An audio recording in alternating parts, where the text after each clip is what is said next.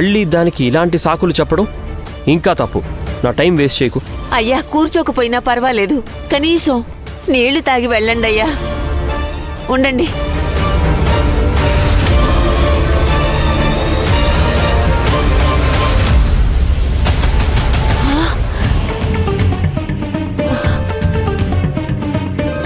అయ్యో, అయ్యగారు చెప్పినా వినకుండా వెళ్ళిపోయారు.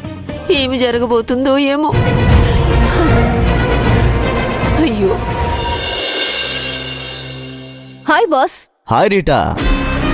బాస్, మీరనుకున్నట్టే ఆ అర్జున్ విజయవాడ ఎంక్వైరీకి వెళ్ళాడు. అవును, స్వయంగా వాళ్ళని కలిసి మాట్లాడి వచ్చాడని తెలిసింది. మరి ఏ ప్రాబ్లం లేదా సార్? అక్కడున్నవాడు మన మనిషే కదా. ఇప్పుడు మన మీద భయంకరమైన పాజిటివ్ రిపోర్ట్ ఇచ్చుంటాడు. అయితే మనమేం చెప్పినా నమ్ముతారా? అంతేగా, పైగా వాళ్ళకి అవసరం ఉంది. అవును సార్.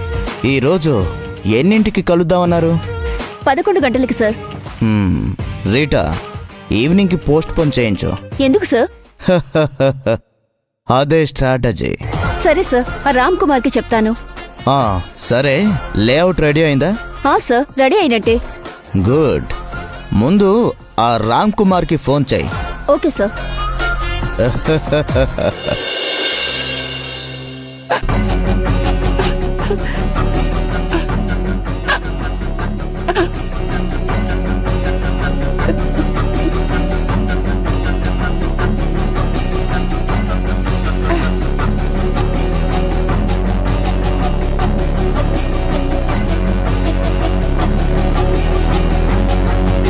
ఏమైందవ్వా? అది ఏంటో చెప్పు.